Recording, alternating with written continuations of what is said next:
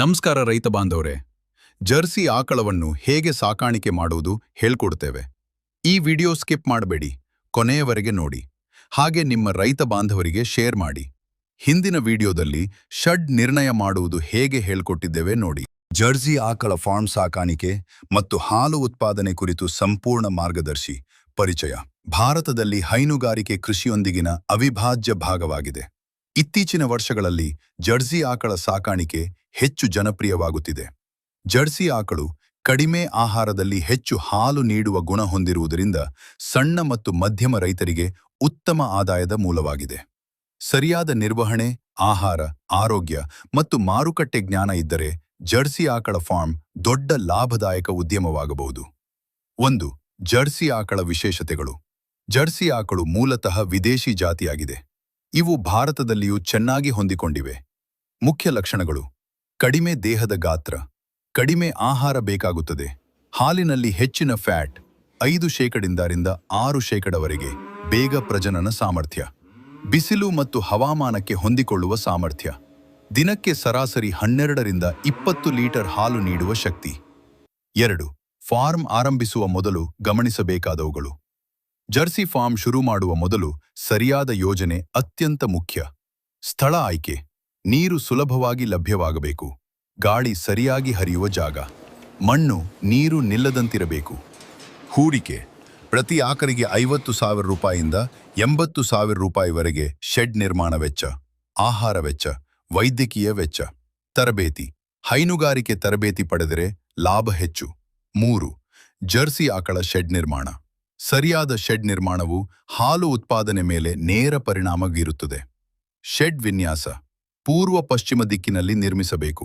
Cement ನೆಲ, slippery ಆಗಿರಬಾರದು. ನೀರು ಹರಿಯುವ ವ್ಯವಸ್ಥೆ ಇರಬೇಕು. ಪ್ರತಿ ಆಕಳಿಗೆ 40 50 ಚದರ ಅಡಿ ಜಾಗ. ಮುಖ್ಯ ಅಂಶಗಳು: ಗಾಳಿ ಪ್ರವೇಶ, ಬೆಳಕು, ಸ್ವಚ್ಛತೆ. 4. ಆಹಾರ ನಿರ್ವಹಣೆ. ಆಹಾರ ಸರಿಯಾಗಿದ್ದರೆ ಹಾಲು ಉತ್ಪಾದನೆ ಹೆಚ್ಚಾಗುತ್ತದೆ. ಆಹಾರದ ವಿಧಗಳು: 1. ಹಸಿರು ಮೇವು, ನೆಪಿಯರ್ ಗದದ್ದೆ, ಅಜೋಲಾ, ಗಿನಿ ಗ್ಯಾಸ್. 2.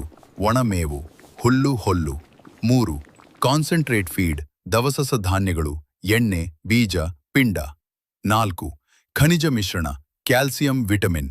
ದಿನನಿತ್ಯ ಆಹಾರ ಮಾದರಿ: ಬೆಳಗ್ಗೆ ಹಸಿರು ಮೇವು, ಮಧ್ಯಾಹ್ನ ಕಾನ್ಸಂಟ್ರೇಟ್, ಸಂಜೆ ಒಣಮೇವು. 5. ನೀರಿನ ಮಹತ್ವ.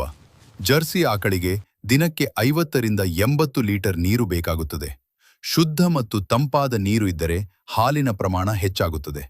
6. ಹಾಲು ಉತ್ಪಾದನೆ. 6. ಹಾಲು ಉತ್ಪಾದನೆ ಮತ್ತು ನಿರ್ವಹಣೆ.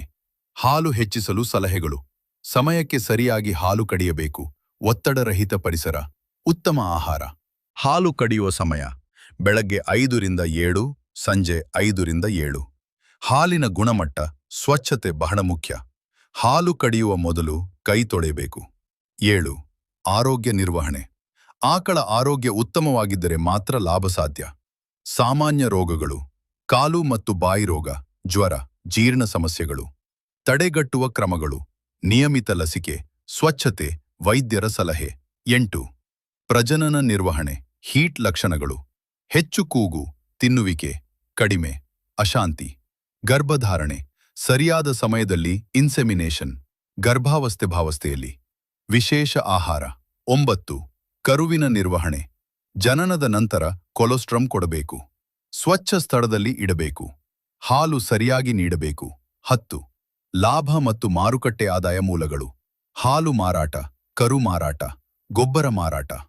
ಲಾಭದ ಅಂದಾಜು: ಒಂದು ಆಕಳಿಂದ ತಿಂಗಳಿಗೆ 15,000 ರೂಪಾಯಿಯಿಂದ 30,000 ರೂಪಾಯಿವರೆಗೆ. 10 ಆಕಳ ಫಾರ್ಮ್ 1.5 ಲಕ್ಷ ರೂಪಾಯಿ ಪ್ಲಸ್ ಆದಾಯ ಸಾಧ್ಯ. 11. ಸರ್ಕಾರಿ ಸಹಾಯ ಮತ್ತು ಯೋಜನೆಗಳು. ಭಾರತ ಸರ್ಕಾರ ಹೈನುಗಾರಿಕೆಗೆ ವಿವಿಧ ಯೋಜನೆಗಳನ್ನು ನೀಡುತ್ತದೆ. ಸಬ್ಸಿಡಿ ಸಾಲ, ತರಬೇತಿ ಕಾರ್ಯಕ್ರಮಗಳು, ಡೇರಿ ಅಭಿವೃದ್ಧಿ ಯೋಜನೆ. 12. ಸಾಮಾನ್ಯ ತಪ್ಪುಗಳು: ತಪ್ಪಾದ ಆಹಾರ, ಶೆಡ್ ಸ್ವಚ್ಛತೆ ಇಲ್ಲ, ವೈದ್ಯಕೀಯ ನಿರ್ಲಕ್ಷ್ಯ, ಮಾರುಕಟ್ಟೆ ಅರಿವು ಇಲ್ಲ. 13. ಯಶಸ್ವಿ ಫಾರ್ಮ್ ಟಿಪ್ಸ್. ದಿನನಿತ್ಯ ದಾಖಲಾತಿ ಇಟ್ಟುಕೊಳ್ಳಿ. ಉತ್ತಮ ಜಾತಿಯ ಆಕಳ ಆಯ್ಕೆ, ಸ್ವಂತ ಮೇವು ಬೆಳೆಯಿರಿ, ತಂತ್ರಜ್ಞಾನ ಬಳಕೆ. 14. ಭವಿಷ್ಯದ ಅವಕಾಶಗಳು: ಆರ್ಗ್ಯಾನಿಕ್ ಹಾಲು, 2 ಹಾಲು, ಮಾರ್ಕೆಟ್ ಡೈರಿ, ಉತ್ಪನ್ನಗಳು: ತುಪ್ಪ, ಮೊಸರು. ಸಮಾರೋಪ: ಜರ್ಸಿ ಆಕಳ ಸಾಕಾಣಿಕೆ. ಸರಿಯಾದ ಯೋಜನೆ ಮತ್ತು ಶ್ರಮ ಇದ್ದರೆ ಅತ್ಯಂತ ಲಾಭದಾಯಕ ಉದ್ಯಮವಾಗಿದೆ. ಕಡಿಮೆ ಹೂಡಿಕೆದಿಂದ ಪ್ರಾರಂಭಿಸಿ ಕ್ರಮೇಣ ಫಾರ್ಮ್ ವಿಸ್ತರಿಸಬಹುದು. ಹಾಲಿನ ಬೇಡಿಕೆ ದಿನದಿಂದ ದಿನಕ್ಕೆ ಹೆಚ್ಚುತ್ತಿರುವುದರಿಂದ ಈ ಕ್ಷೇತ್ರದಲ್ಲಿ ಉತ್ತಮ ಭವಿಷ್ಯ ಇದೆ. ರೈತ ಬಾಂಧವರೇ, ಇಂಥ ವಿಡಿಯೋಗಾಗಿ ನಮ್ಮ ಚಾನಲ್ ಸಬ್ಸ್ಕ್ರೈಬ್ ಮಾಡಿ. ಹಾಗೆ ನಿಮ್ಮ ರೈತ ಸ್ನೇಹಿತರಿಗೆ ಶೇರ್ ಮಾಡಿ. ಧನ್ಯವಾದಗಳು.